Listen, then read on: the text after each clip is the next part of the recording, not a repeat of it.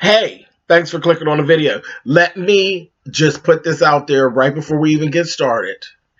Do not worry. There are no spoilers. If you have not seen Black Panther, you can still watch this video. I promise you I will not spoil the movie for you. This video is more about my experience going to see Black Panther. So, you can keep watching.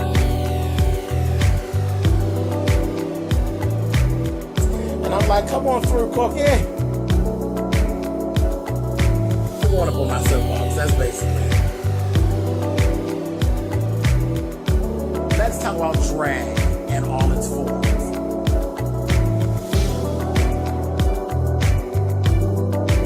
What,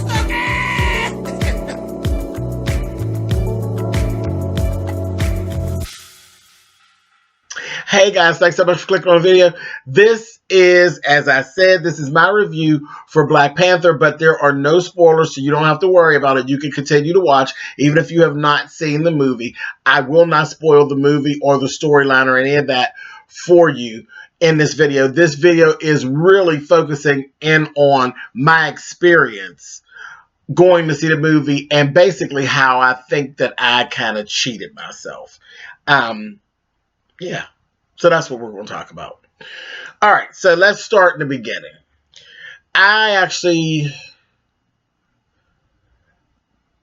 really had no interest in Black Panther. I know who he is. I know a lot of the origins about him and all of that from the comic book.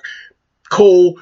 Me personally, being honest, I had no interest in seeing the movie, but I do YouTube. I am a YouTuber, and I know I have a lot of people who follow me who have an interest in Black Panther, and they want to know what my take is on it. So this is part of being a YouTuber. This comes along with the journey of being a YouTuber who does do reviews on shows and things. Sometimes I have to make the sacrifice to watch things that I don't have 100% of an interest in. And I'm not saying that I didn't want to see the movie. I just kind of didn't care. If there wasn't all the drama, around it, and it's such a big deal, I wouldn't even bother. It would have been something I would have caught on a Sunday when it was showing on cable. But again, I have a lot of people who they do have a real big interest, and they really want to know what I thought of it. So the sacrifice is being made, and it's a very small sacrifice for my people. I love them. It is what it is. So let's get to it. I get up this morning, and I'm talking to Sean Bradley on the phone, and I go through the same thing with him. I'm like, I don't really care. I'm not, it's no big rush, but I have just decided I'm going to go ahead and go. So lucky enough, I live in Pittsburgh. So we just going to say that I live in Pittsburgh, okay? So hold that in your mind that I live in Pittsburgh, the Steel City, home of the Steelers. So I didn't have an issue with sold out theaters. Take that and do what you will with it. I decided at 9:30 that I was going to go to the 12 o'clock showing, and I didn't call. I didn't go on the internet. I literally got in the car and went on out to the North Hills and went to the Black Panther, and I sat, and there were 7 or 8 empty seats around me. What no issue, okay? So that was that. But I had told Sean, I'm doing this for my people. And he's like, well, don't you want it? I'm like, no, I'm not excited like that, Sean. I'm not. It's cool. It is what it is. I'm going. So, and like I said, I had told some folks, I'll definitely be going to see the movie, but I'm going to see it later on. I'll probably see it next week. But I went today. Okay, so we didn't spend enough time on that. I went today. I went to the theater. Everything's fine. I get my little stuff. I sit down in the theater. And when I tell you that I could not have been more wrong, I could not have been more wrong when it comes to this movie for Black Panther, what was put in, the money that was spent, the time that was spent on detail. This movie is goddamn excellent. Do you hear me? I have never been through, and I do the whole superhero thing. I love the X-Men and I love Wonder Woman, and y'all know how there she wrote that Wonder Woman when she switched all up. But I love all that kind of stuff. I do love all that fantasy type of stuff. There has not been, and I'm 46 years old, so I've been at this a long, long time. There has not been a better screenplay written for a superhero movie, white, black, Asian, or otherwise, ever, that I've actually seen. The story was tight. It was tight. It flowed. It had no points of, in most storylines, there's a point where it drops and you're like, okay, let's get through this, child. Never. And the movie was over 2 hours long. There was never a moment where I sat back. I sat up like this the whole time. The story, the writers for the screenplay, my hat's off to you. They wrote the shit out of this. It just flowed. Visually, stunning. Stunning. Again, where I say the detail and the respect that they had for the detail, phenomenal. Angela Bassett has never looked more beautiful. Do you hear me? And we've seen Angela Bassett in all types of looks, but a stone cold head of white dreads, please. And she didn't look like a cartoon character. She just looked beautiful and regal. Lupita Nyong'o. Now, do I think that there's going to be awards and stuff handed out for this? I ain't sure. But Lupita played the hell out of her part in this movie. The whole, I can't even think, can't think of the girl's name. She played the head captain of a group of female warriors who were bald like me, and they were absolutely beautiful and stunning. Every last one of them. It was like a tribe of black Amazons. Beautiful. And speaking of the army of black Amazons, the movie, this shouldn't spoil anything, but very reminiscent. The Wakanda is the name of the country that Black Panther is actually from. That's his whole situation. It is very reminiscent of Paradise Island for Wonder Woman. So y'all know I love Wonder Woman, and it's like this. Wakanda and Paradise Island, and the way they sit and the way they're protected, it very similar. Very, very similar. I liked it. And everything they had. I mean, the beading that was done, all of the handwork that you could tell was done on the costumes. Every dime that was spent was well spent. Do you understand me? Every dime that was spent was well spent on this. It was done. They cut no corners, because that's where I said, let me kind of go in here and don't have too many expectations, because I said, it's this, we've been talking about it's this big black cast and all of this, and I really hate to get, because I don't live my life like that. I live my life in color. I don't do the black versus white thing.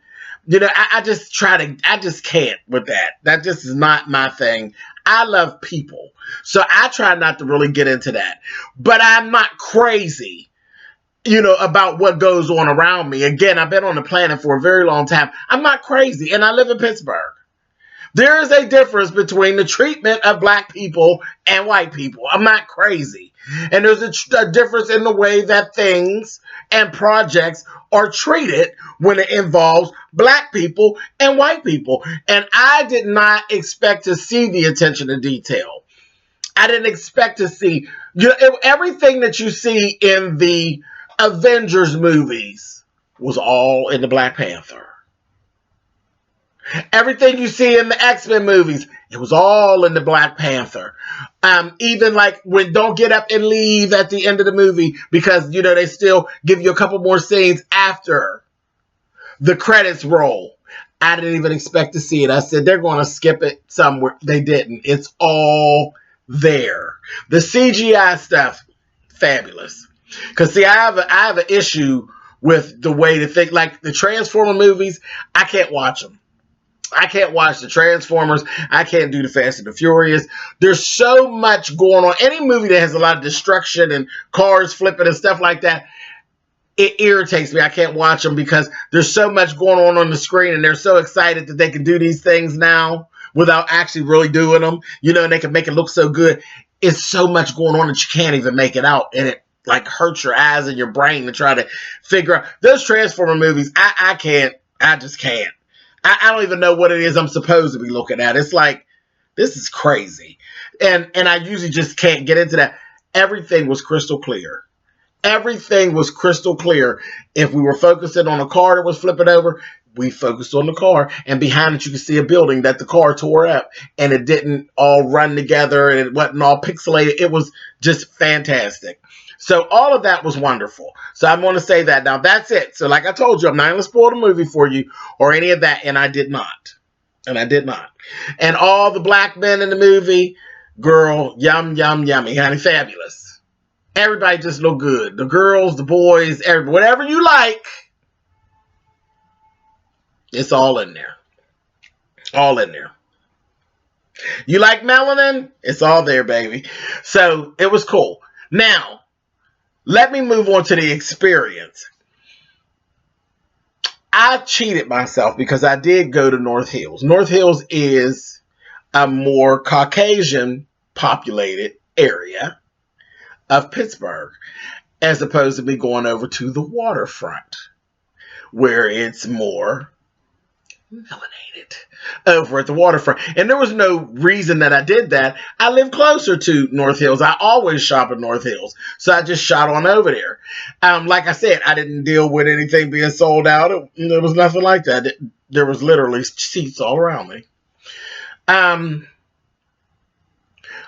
keep seeing the